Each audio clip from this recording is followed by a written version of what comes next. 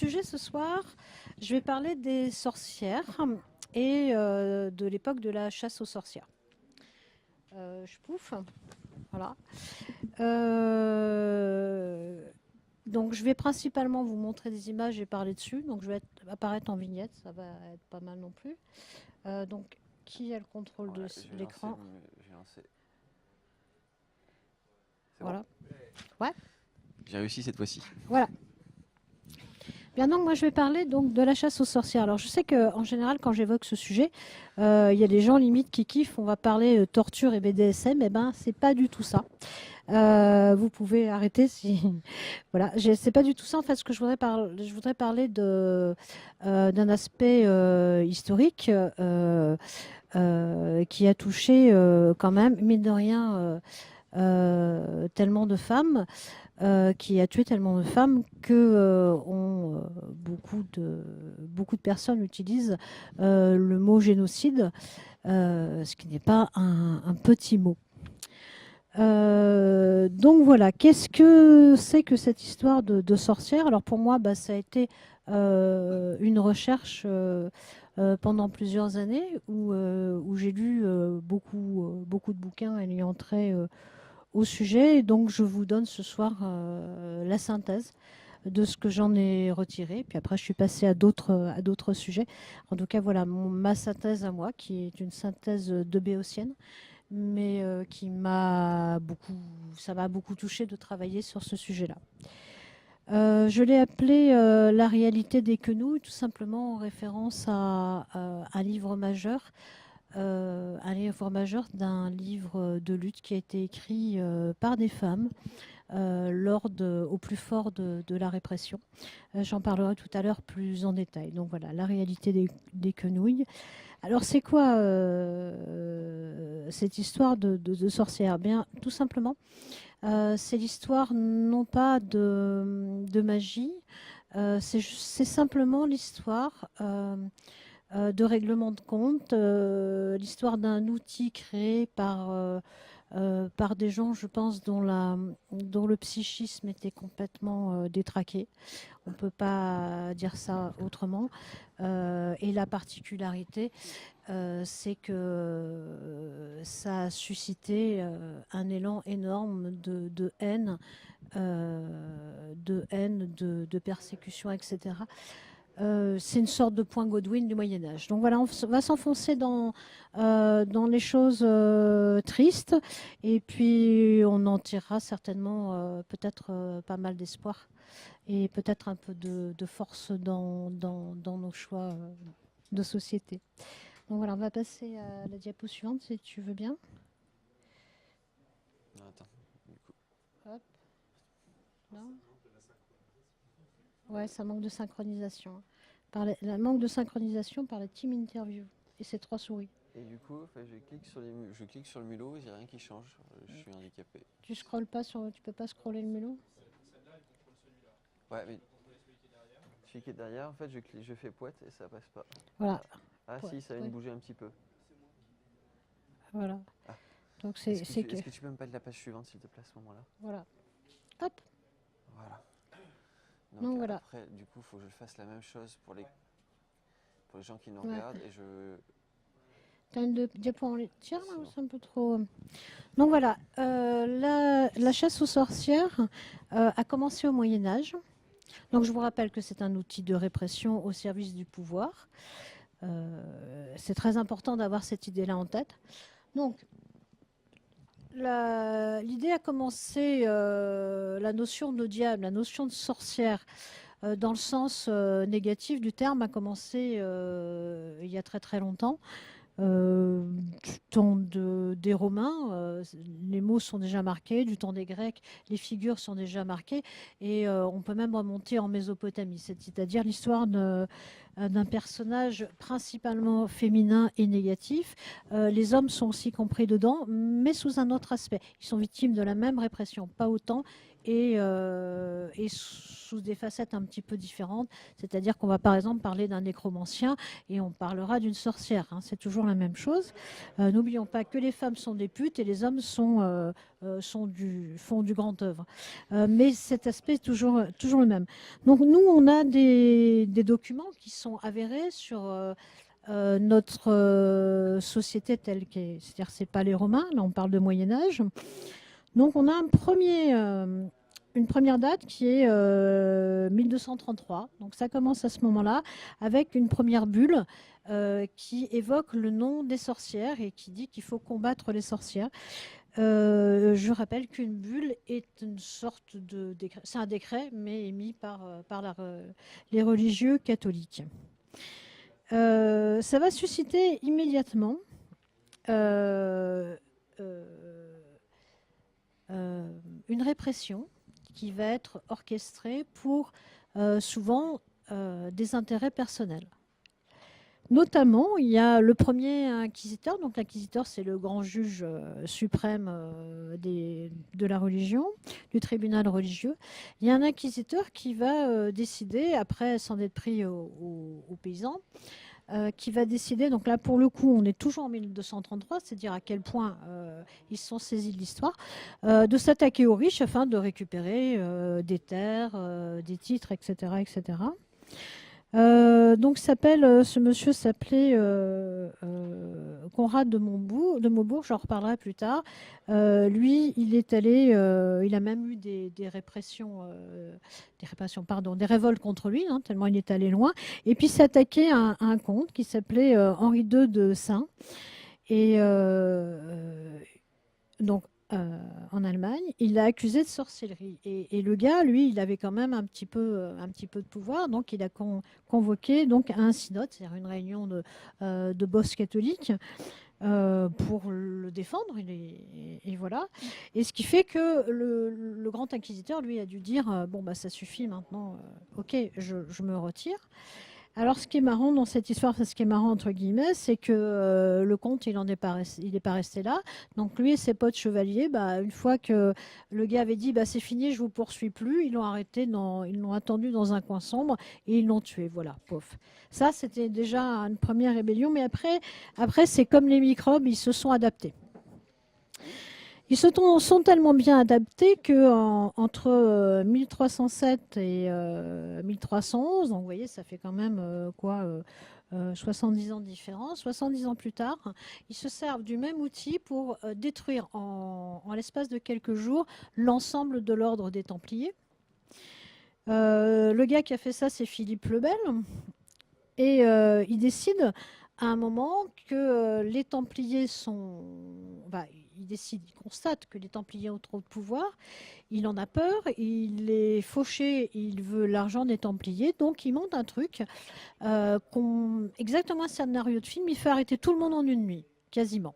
Donc il accuse les Templiers de sorcellerie, d'homosexualité et de faire des bisous, c'est écrit, hein, de faire des bisous entre monsieur sur la bouche. Voilà.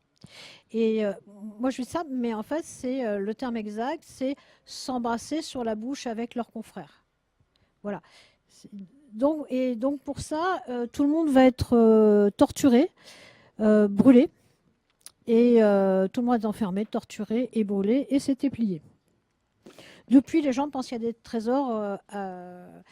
des trésors cachés partout. Ils font des trous comme les lapins, mais il n'y a pas de trésor ou presque pas. Après ça, ils avaient pris l'habitude de s'en servir pour tuer tous les gens qui les intéressaient. Donc, par exemple, donc je cite 3 procès qui ont eu lieu entre 1308 et 1313.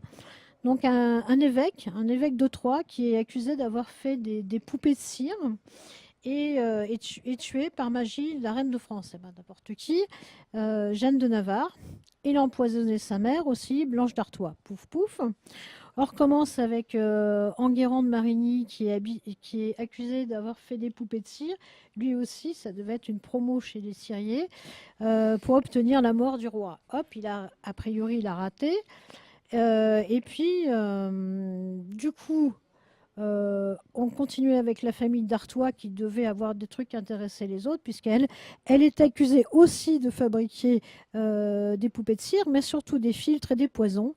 et elle le fait faire par une sorcière. Voilà. Après,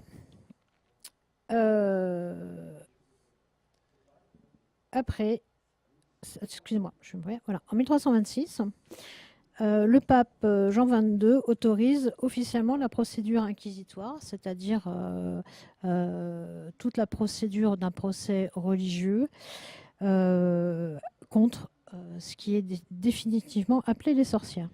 Alors, J'ai cru lire que du coup que dans ces procès-là, en fait, les accusés n'avaient pas le droit de se défendre. Il n'y avait pas le droit de réponse. Oui, j'en parlerai plus tard. En fait, c'est la particularité d'un tribunal religieux qui, effectivement, n'est pas un tribunal démocratique. Donc, on arrive en 1330 et on a une première description du sabbat dans les procès d'inquisition à Carcassonne et à Toulouse. Alors, Carcassonne et à Toulouse, voilà donc un autre public visé qui sont les cathares. Les cathares, c'est pareil. À un moment, il y avait trop de pouvoir du côté de Carcassonne et de Toulouse, donc le fameux comte de Foix. Et là, on va brûler on va brûler à la chaîne des cathares et parce qu'ils sont protestants. Voilà, ça c'est le. Et toujours, on les accuse de tout ce que j'ai décrit tout à l'heure. Le commerce avec le diable, les poupées de cire et tout ça. Donc après, moi j'ai mis une date, mais bon, ce sont quelques documents qui sont des documents références qui montrent qu'il y a une évolution dans le fait d'institutionnaliser cette répression. Une date repère, puisque tout le monde la connaît, c'est 1431 qui est le procès de Jeanne d'Arc, donc qui a été accusée de sorcellerie. Ensuite, en 1440, il y a le procès de Gilles de Rais. Alors, ce qui est intéressant dans Gilles de Rais, c'est que ce gars est effectivement un sanguinaire psychopathe, pédophile et qui a fait des centaines de morts. C'est vraiment quelqu'un d'extrêmement mauvais. Et là, pour le coup, là, tout le monde va se lier pour que ce gars soit arrêté et condamné. Il sera donc condamné et pour le coup à juste titre. Voilà. Mais ça montre en fait que tout le monde, c'est-à-dire que ce qui va aussi alimenter le fait qu'il y ait une escalade dans la violence contre les sorcières et les sorciers, c'est surtout que dans le tas, il y a réellement des gens très mauvais. Il y a réellement des gens qui sont, voilà, comme Gilles de Rais et toute sa bande. Voilà, donc ensuite, on a encore un truc. En 1459, suite à la demande du pape, apparaît un autre document qui s'appelle Flagellum Maleficorum, qui lui va amener au document référence dont je vais parler dans pas longtemps, du génocide des sorcières, de la chasse aux sorcières. En 1480, donc c'est le livre dont je vous ai parlé, qui est un moment, à ce moment-là, c'est une vague de répression qui est assez forte. Donc ce livre qui s'appelle La légende des grenouilles des quenouilles. On passe à la diapo suivante et je vais bientôt en avoir fini avec mes dates.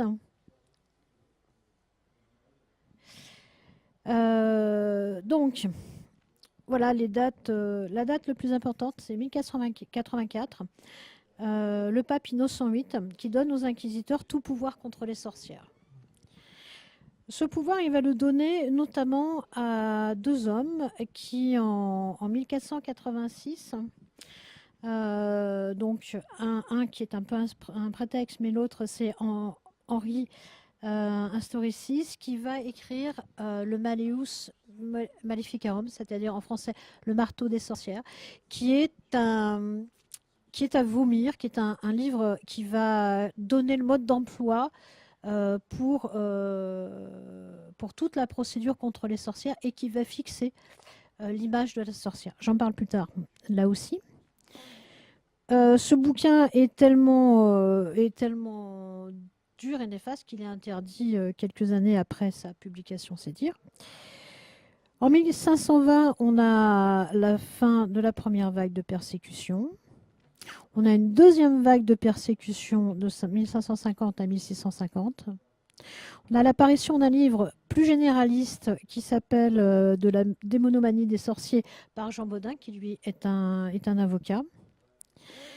On a beaucoup parlé d'astronomie et on continue ce soir. Pour ceux qui connaissent Giordano Bruno, en 1600, il a été brûlé pour sorcellerie. Donc Giordano Bruno est un astronome, un des premiers. C'était un moine, je crois. En tout cas, il faisait partie de l'Église catholique.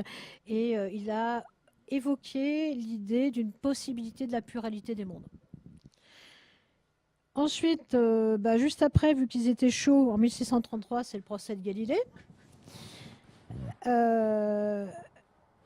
C'est le procès de Galilée, mais là, Galilée, comme il sait ce qui est arrivé à son pote, puisqu'il s'agit du même pays, il dit non, non, moi j'ai rien dit, hein, la Terre elle est plate, c'est comme vous voulez. Hein.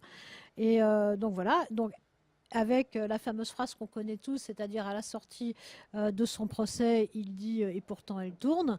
Voilà, Galilée donc continue ses recherches en secret, en se faisant pas trop remarquer et en faisant d'autres recherches également qui seront évidemment essentielles pour la science. Apparaît ensuite la dernière phase avec le règne de Louis XIV. Louis XIV qui, lui, est l'initiateur de la plus sanglante et de la plus rapide répression contre les sorcières. Et puis arrive beaucoup, beaucoup plus tard, en 1867, Monsieur Jules Michelet qui écrit un livre qui s'appelle La sorcière et qui non seulement réhabilite les sorcières en soi, c'est pas un acte militant, hein, parce qu'on est quand même vachement longtemps après Louis XIV, mais surtout la sorcière va devenir à la mode et c'est de là que part tout l'imaginaire qu'on connaît autour des sorcières. Donc le bilan de tout ça que donc je vais développer, le bilan de tout ça, c'est une estimation qui est très difficile à faire parce qu'il y a les officiels, il y a aussi les assassinats sauvages. En tout cas, on fixe ça à peu près 200 000 personnes qui sont mortes, donc avec une grande, grande majorité de femmes. Donc il y a eu des procès officiels, énormément de lynchages, c'est-à-dire qu'on testait les sorcières. Donc résumé, si on les mettait dans l'eau trop longtemps, soit elles mouraient, et on était sûr que ce n'étaient pas des sorcières, soit elles ne mouraient pas et elles flottaient. Ça veut dire que c'était des sorcières, donc on les brûlait après. Donc voilà, dans les campagnes, c'est comme ça que ça se passait. Et évidemment, on n'a aucun chiffre sur le nombre de blessés, de mutilés, puisque évidemment, l'idée était quand même le BDSM, y compris dans les villages. Ça devait faire la fête du village, et donc voilà. Alors maintenant, je vais développer un petit peu quelques morceaux. Donc l'Inquisition.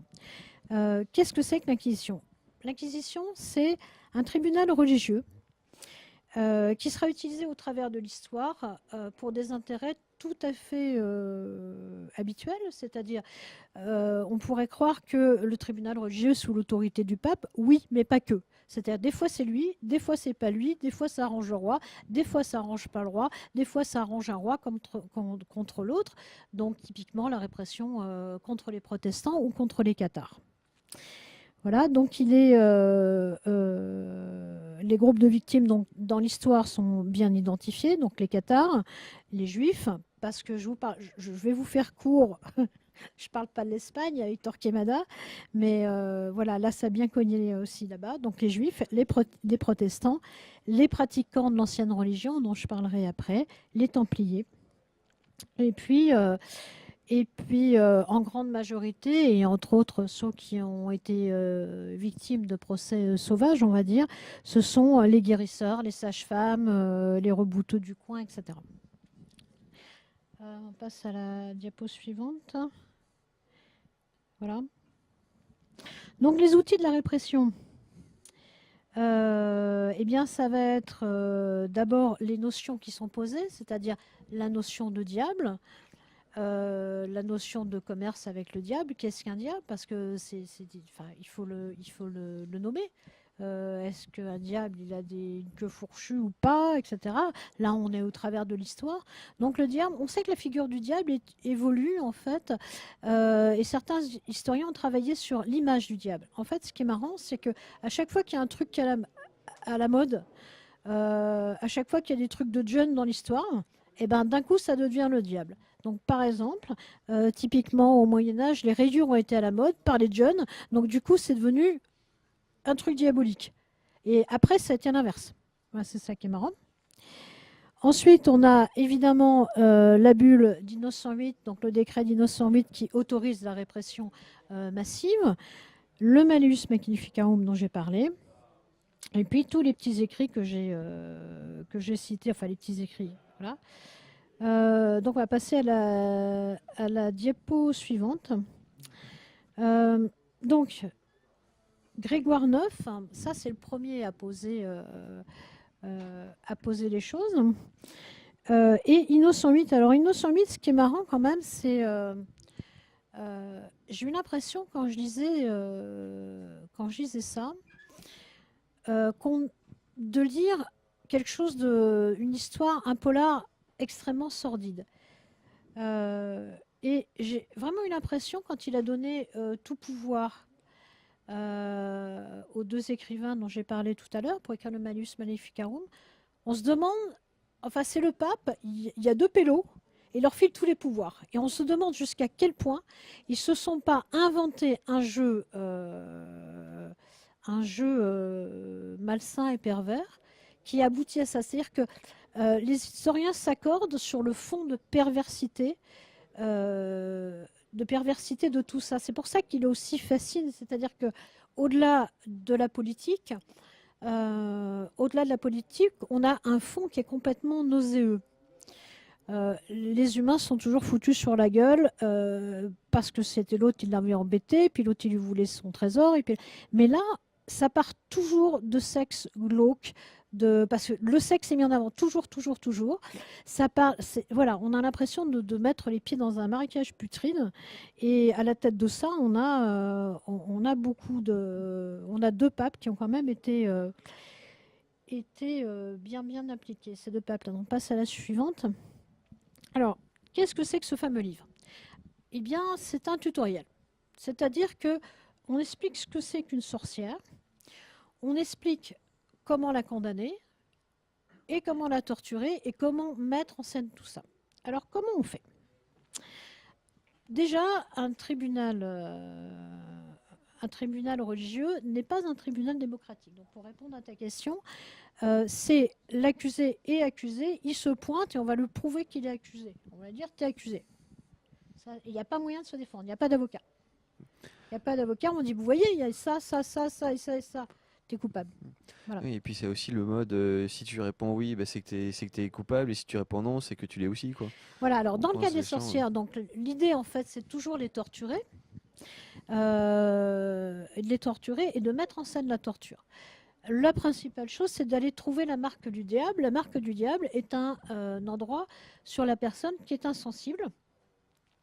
Et donc, pour trouver ce point sensible, on pique avec une aiguille. Voilà. Je vous laisse pas imaginer. Et donc, si la personne est piquée, donc ça peut être le diable qui l'aide à dire qu'elle a mal, alors que c'est pas vrai. Et si elle est insensible, c'est la marque que c'est sûr que c'est la marque du diable. Voilà, comme ça c'est pratique. Ensuite, donc elle va être, enfin quand je dis elle, c'est parce qu'il y a eu majoritairement des femmes. Donc pour chercher ce point du diable, évidemment on va la mettre à poil et évidemment on va convoquer des gens, donc sa famille, ses enfants, ses parents. On va convoquer les notables du coin. Et ça devient une espèce de jeu du cirque dans une salle de torture à comité restreint. Voilà, c'est mignon. Donc, si la personne avoue, eh bien, elle peut n'avoir que des peines de mutilation et de bannissement. Elle peut aussi être brûlée vive. Et si elle n'avoue pas, ça veut dire que c'est le diable qui lui aide à tenir le coup sous la torture, parce que personne ne tient le coup, c'est la torture, et donc brûlée d'office. Voilà. Alors évidemment, parce que sinon ça serait pas drôle, il y a des petites variations. Hein. Avant de brûler quelqu'un, on peut s'amuser un peu avec. Voilà, donc il s'amuse. Voilà. Après la diapo suivante. Donc, au-delà de ce climat nauséeux, il se prend quand même appui sur un certain nombre de faits qui ont lieu à cette époque-là, parce que la société avance pas réellement à partir du déclin du Moyen Âge jusque, on va dire, au siècle des Lumières, et puis plus avant, pour certains cas, jusqu'au XIXe siècle. Les humains sont victimes de plusieurs fléaux, et notamment la famine, hein, d'où l'expression passera pas l'hiver, qui fait que si la récolte est mauvaise, si l'humidité pourrit la récolte, si, etc., les gens meurent de famine. Et évidemment, quand il n'y a plus de graines à semer, il n'y a plus rien à planter. Et si jamais il pleut au moment où on plante, là c'est catastrophique. La famine va intervenir aussi à un moment où il y a une mini-époque glaciaire qui est une véritable catastrophe. Et ce qui fait que, notamment à ce moment-là, le pouvoir des fêtes agraires est d'autant plus fort, puisqu'il est important pour les gens d'essayer de faire tout ce qu'ils peuvent dans leur tête, donc entre autres de faire des offrandes à tout ce qui était possible, d'où les fameuses fêtes. Pour ceux qui n'aiment pas Noël, je leur propose d'aller se remettre dans la peau de quelqu'un du Moyen-Âge et de se dire que pour eux, c'était la dernière fois qu'ils mangeaient correctement, à peu près, et qu'ils ne savaient pas s'ils allaient se retrouver si au mois d'avril, ils ne savaient pas qui parmi eux aurait disparu, mais c'était sûr qu'il y en a au moins un qui ne passerait pas l'hiver. Que ce soit le bébé ou que ce soit le vieux, il y a un taux de mortalité qui est énorme. D'abord, les vieux, ce n'est pas plus de 30 ans, il ne faut pas déconner non plus. Et il y a un taux de mortalité énorme. Donc, ce moment de la dernière fête de l'année, au solstice d'hiver, et pas Noël, mais le solstice d'hiver, est un moment réellement grave où il y a cette incertitude de savoir qui vivra, qui sera encore vivant l'année suivante. Donc, dans le même contexte, donc c'est la diapo suivante, dans le même contexte, il y a les maladies avec les grandes épidémies. La peste, le choléra et la dysenterie. Et là, je vais vous épargner quelque chose, c'est vous faire le développé de ce que c'est que la peste, le choléra et la dysenterie. Mais ça fait vachement de morts. Genre beaucoup. Genre une fois, ils ont perdu toute la moitié des gens. Voilà, donc on va passer là-dessus. Et puis évidemment, la troisième chose, c'est les guerres. Les guerres, surtout, qui sont très très fortes, notamment avec les Flandres et avec l'Espagne. Et bizarrement, là où il y a la répression la plus forte, c'est dans ces zones frontalières. Hein. Voilà, donc en fait, on obtient un cocktail qui va s'aggraver vu l'état de la société, de l'absence de structure médicale et sociale, qui va faire que les gens sont obligés de se débrouiller tout seuls. Donc se débrouiller tout seuls, ils vont se débrouiller pour se faire leurs propres médicaments.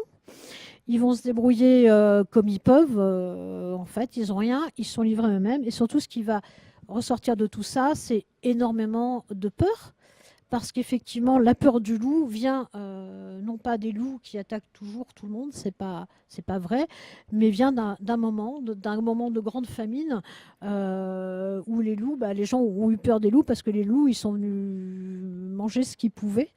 Donc typiquement, la personne abandonnée dehors, pouf. Ils avaient eux aussi rien à bouffer. Donc ils ont peur du noir, ils ont peur des loups, ils ont peur que le ciel leur tombe sur la tête, ils ont peur qu'il y ait des armées qui les bouffent, ils ont peur de tout et à juste titre. Et ça donne un cocktail de gens qui sont absolument démunis et qui savent plus du tout où aller. Alors après, voilà, la dépôt suivante. Donc, quand on n'a rien et qu'on ne connaît pas, l'humain a l'habitude de convoquer le surnaturel. Donc, il va utiliser toutes les pratiques magiques qu'il connaît. Donc, je vais reparler du livre dont je parlais tout à l'heure, qui est l'Évangile des quenouilles. L'Évangile des quenouilles, c'est un moment très très fort de la répression, 4 femmes vont décider d'écrire un livre. Pour ça, elles vont le faire avec l'aide de 3 copains, en tout cas de 2 copains et d'un complice, qui vont être des prête-noms. Et le complice, en fait, elles vont le payer. C'est un clerc de notaire qui va lui rédiger tout ça, puisqu'elles ne savent pas écrire. Il va rédiger ce livre et donc ça va être signé de 3 hommes, alors que ce sont 4 femmes qui parlent. Donc elles décrivent leurs discussions autour du feu qui parlent. Ce sont des sorcières, même si le mot, elles ne le connaissent pas. Enfin, cette pratique, c'est plus le guérisseur. Hein, la religion catholique assimile le guérisseur aux sorcières. Elles parlent de pratiques qui sont réellement des pratiques de soins qu'elles vont mêler. Si tu cueilles l'herbe de la Saint-Jean à la Saint-Jean, elle te permettra de guérir telle ou telle maladie. Ou si tu tournes 3 fois autour de la tombe avant de cueillir la bourrache, elle aura 5 XP en plus. Elle donnera 5 points d'XP en plus, enfin des choses comme ça. Donc effectivement, c'est empreint de pratiques magiques, mais ce sont avant tout des pratiques de guérisseurs. Notamment, ces femmes sont aussi des accoucheuses et elles font aussi quelque chose. C'est aussi elles qui pratiquent les avortements, ce qui les diabolise d'autant plus. Voilà, donc c'est un vrai bel acte, enfin à mon sens, c'est un vrai bel acte de militant. Le seul document entier qu'on ait sur non-emprunt d'emphase qui décrit des pratiques magiques et des pratiques de guérisseurs, notamment donc, via les plantes récoltées. Ensuite, les dernières pratiques magiques sont les religions anciennes. Parce que un des buts de la hiérarchie catholique a été d'éliminer toute trace de l'ancienne religion. Donc, quelle était l'ancienne religion ? On les connaît. Hein, on va s'appuyer beaucoup sur les religions celtiques, sur tout ce qui est évidemment romain, puisque le mélange se fait à un moment, et les Romains assimilent la civilisation celtique en assimilant leur dieu, mais en gardant le nom, donc c'était pratique.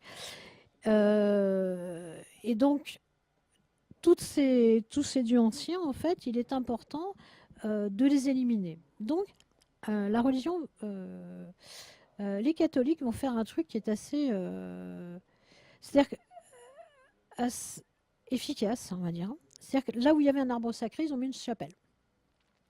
Là où il y avait l'histoire d'un dragon qui avait été combattu, ils ont mis une église. Là où il y avait un dieu, ils ont appelé ça un démon. Et là où il y avait quelqu'un qui a fait quelque chose de positif, ils appelaient ça un saint. Un moment au Moyen-Âge, en fait, quand ils ont été suffisamment implantés, donc il n'y avait pas suffisamment de protestations, parce que quand même ces religions anciennes sont pas c'est pas de l'heroic fantasy, c'est pas le Seigneur des Anneaux. C'est notamment, par exemple, il y a des pratiques de cannibalisme qui sont très fréquentes. Si les gens ont accepté le catholicisme, c'est bien parce qu'il y avait un plus, ça leur parlait de paix, d'amour, etc. Et on leur disait plus, tiens, vas-y, mange, c'est le fils du voisin, ça va te fortifier. Ils avaient plus peur. Enfin, il y a un moment, la religion celtique, il y a un moment, on découvre de véritables charniers d'ennemis combattus à la guerre, etc. Donc, c'est une religion qui a été bien accueillie. Et quand elle a été accueillie, elle a commencé à s'installer partout, un peu comme une tique. Et petit à petit, elle a balayé. Donc, les copistes ont viré, ont gommé le dieu machin ou le truc bidule. Donc, il y avait tout un bestiaire qui s'est résumé à saint et démon. Donc maintenant, il y a des gens qui travaillent sur ce sujet-là pour essayer de retrouver, au travers du fil de l'histoire, de retrouver qu'effectivement, ça pouvait correspondre à telle ou telle divinité celtique. Les anciennes religions, évidemment, sont bien implantées dans les campagnes parce que le curé, lui, il n'a rien à dire. En plus, le curé, c'est un mec comme les autres. Donc, il a des femmes, des enfants, il picole au bar, il pète, il rote, et comme les autres.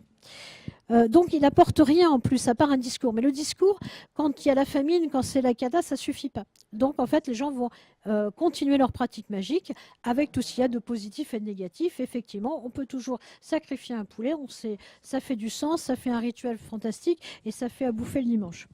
Enfin, voilà, c'est des mécanismes simples. Mais je veux dire en se marrant, mais c'est des mécanismes extrêmement logiques. La puissance du sang est très importante. D'ailleurs, la religion catholique le reprend ces pratiques-là et qui sont la symbolique du sang, du calice avec le sang.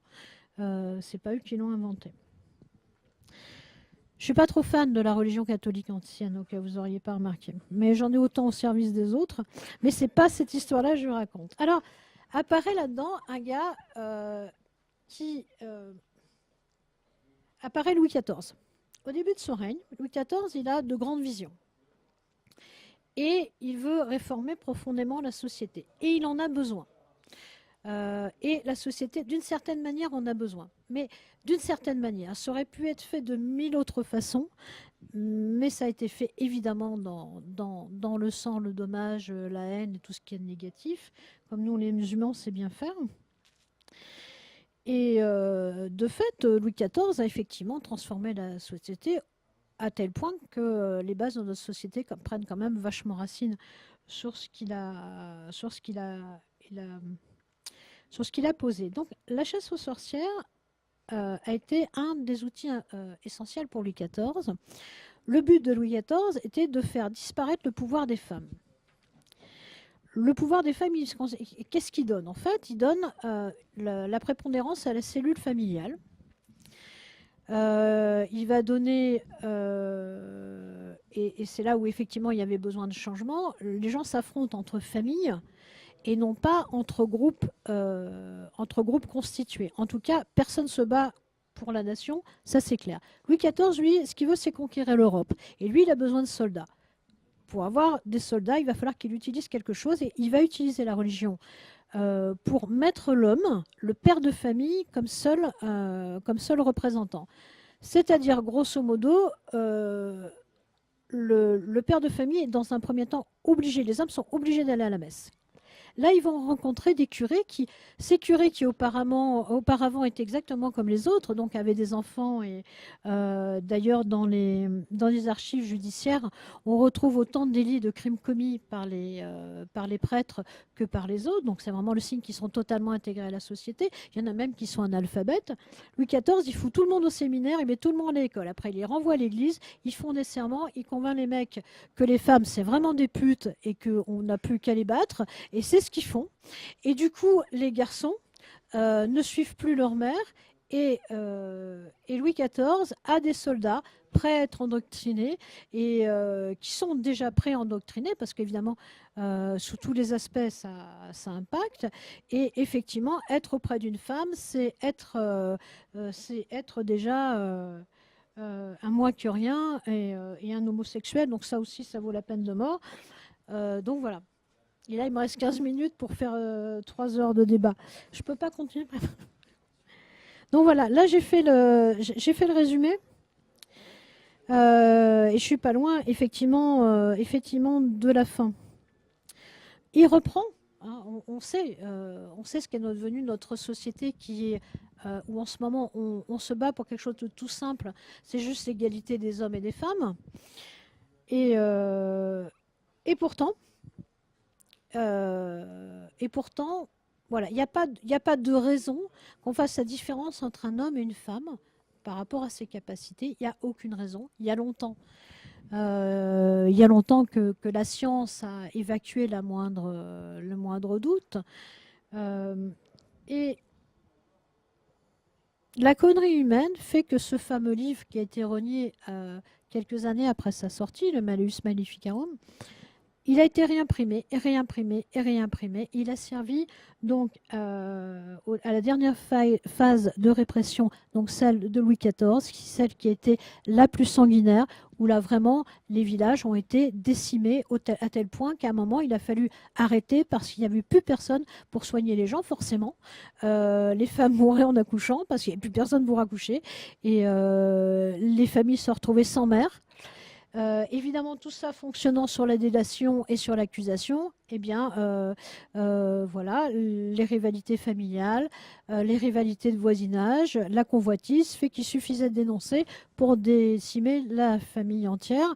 Et puis que la belle-mère dise que la belle-fille a fait tuer le veau en naissant, et c'était bon, tout le monde passait à la casserole. De toute façon, s'il ne passait pas à la casserole, lors du procès, il fallait donner des noms. Donc voilà. Voilà, voilà. Alors on en arrive quand même à un moment où ça s'arrête. De toute façon, Louis XIV a ses bons soldats. Il commence à y avoir quand même des révoltes parce que c'est effectivement injuste. Hein. Il y a des nobles qui sont pliés leurs affaires parce qu'ils sont retrouvés à la mauvaise place au mauvais moment. Malgré tout, ça reste vomitatoire pour n'importe qui a connaissance du déroulement d'un procès en sorcellerie. Et donc, on arrive à la parution, de la sorcière de Jules Michelet. Donc là, qui est franchement plus tard. Et où la sorcière devient une mode, où là maintenant on a l'image de la sorcière comme une image romantique, comme une image positive, même si c'est du pré-romantisme. Par contre, le mal est fait. C'est-à-dire que là où avant, il y avait des hommes et des femmes qui pratiquaient des rites agraires, qui pratiquaient voilà, quelque chose qui est de l'ordre de la religion, d'une religion animiste, on a maintenant une image de la sorcière qui est fixée et qui n'a jamais été fixée autrement que dans cette saleté de livre qui est le Malus Maleficarum, c'est-à-dire la sorcière qui s'habille en noir, qui a un chapeau pointu, qui vole sur un balai, qui a un chat noir, tout ça a été inventé à ce moment-là, de toutes pièces. C'est-à-dire que des gens, la majorité des gens qui ont été arrêtés ne savaient même pas de quoi on les accusait, ils ne comprenaient même pas le mot.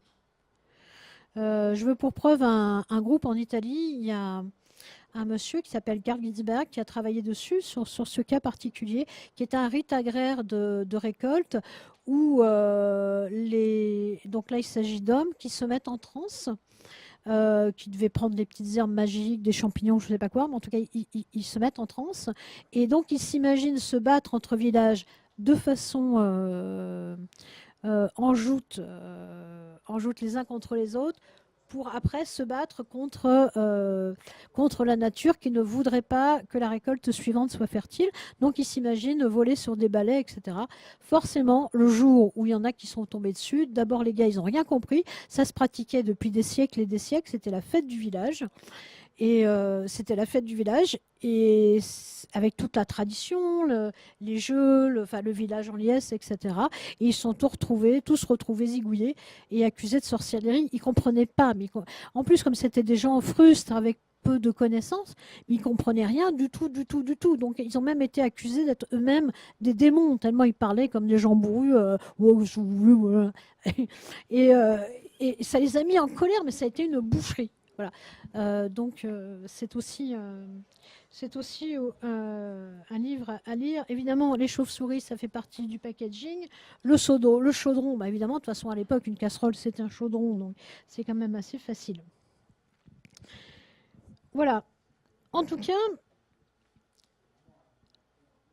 toute cette chasse aux sorcières aura réussi à effacer effectivement la femme libre d'avant, la femme libre étant quand même relatif, hein, il faut retransposer dans l'État. Il n'empêche qu'une femme qui avait la possibilité d'aller danser à poil le soir d'un soir de solstice pour invoquer les divinités, invoquer Cernunnos ou d'autres, tout ça a complètement disparu. Voilà. Donc maintenant, c'est ma dernière diapo. Voilà. Donc la magie quand même a toujours existé. Elle existe toujours. Malheureusement actuellement, c'est un grand sac dans lequel on trouve tout. On trouve à la fois des merveilleuses contes et légendes. On y retrouve la base de notre pharmacopée, on y retrouve tout ça. Mais n'empêche qu'actuellement, on y retrouve des sectes, on y retrouve des gens barrés, on y retrouve... voilà, il y a de tout. Il y a absolument de tout. Je vous ai mis en diapo pour finir l'image de voilà, une planche sur la mandragore. Donc la mandragore est la plante magique par excellence, puisqu'on dit qu'elle peut se transformer en humain. Mais ça, c'est toute une histoire, et je ne vais pas commencer à la raconter, puisqu'il ne me reste que quelques minutes. Voilà, il me reste exactement 5 minutes. Je vous invite à lire quelques livres. Donc d'abord le travail de Robert Muchembled, qui a travaillé à la fois sur la sorcellerie et aussi sur la violence. Et donc il a travaillé beaucoup à partir de documents d'archives issues des tribunaux, principalement du nord de la France. Je vous conseille donc de lire ce livre de Karl Ginsberg, de lire l'Évangile des Quenouilles, bien sûr, et puis également de lire le Malleus Maleficarum. Un jour où vous n'avez pas envie de vomir, et n'hésitez pas à arrêter si c'est vraiment trop difficile à lire, parce que c'est assez puant, mais ça donne des forces, ça replace le combat pour l'égalité des femmes dans ce qu'il est, c'est-à-dire sortir d'une aberration qui n'a aucun fondement, si ce n'est que... Enfin, aucun, quoi, aucun. Il n'y a rien à dire là-dessus, quoi. C'est juste la connerie humaine. Voilà. Donc, encore une fois, le procès qui est fait aux femmes systématiquement, il vient de là. Ce procès nauséeux de considérer qu'une femme commerce avec le diable, il vient de là. Qu'une femme est donc forcément une pute, il vient de là, qu'une femme est forcément une tentatrice, et qu'elle doit expier toujours dans voilà, et que si elle n'expie pas toute seule, il faut lui faire expier bien profond. Donc voilà, mais il se marre, mais c'est ça, il n'y a rien d'autre, il n'y a rien d'autre à dire que ça. Voilà, donc je conseille à tout le monde de se fortifier en lisant des bonnes choses du passé, principalement en lisant Monsieur Muchembled, qui est quand même la référence incontestée sur le sujet, à tel point qu'il y a relativement peu de livres sur le sujet, tellement il a tout dit. Voilà, je vais avoir 1 minute si tu as une question. T'as vu, j'ai pas parlé d'instruments de torture. Je tiens à dire que la Dame de Fer n'a jamais existé. La quoi? La Dame de Fer. Qu'est-ce que la Dame de Celle Fer qui est dans le Sleepy Hollow. Cet instrument de torture qui consiste à mettre quelqu'un en hamburger dans une cage avec une cage avec des pointes à l'intérieur. D'accord. Par contre, ils ont inventé tout le reste. Miam. Si, je vous invite aussi à regarder une série qui est, bon, évidemment sur le côté romancé, mais c'est assez bien foutu. C'est Penny Dreadful. Et il y a une belle description de cette atmosphère. Voilà. Du coup, moi j'avais des questions, le peu de questions que j'avais, je les ai posées au fur et à mesure. Ok. Donc c'est bon pour moi. Ok. Bon ben voilà, moi c'est fini pour moi. Merci.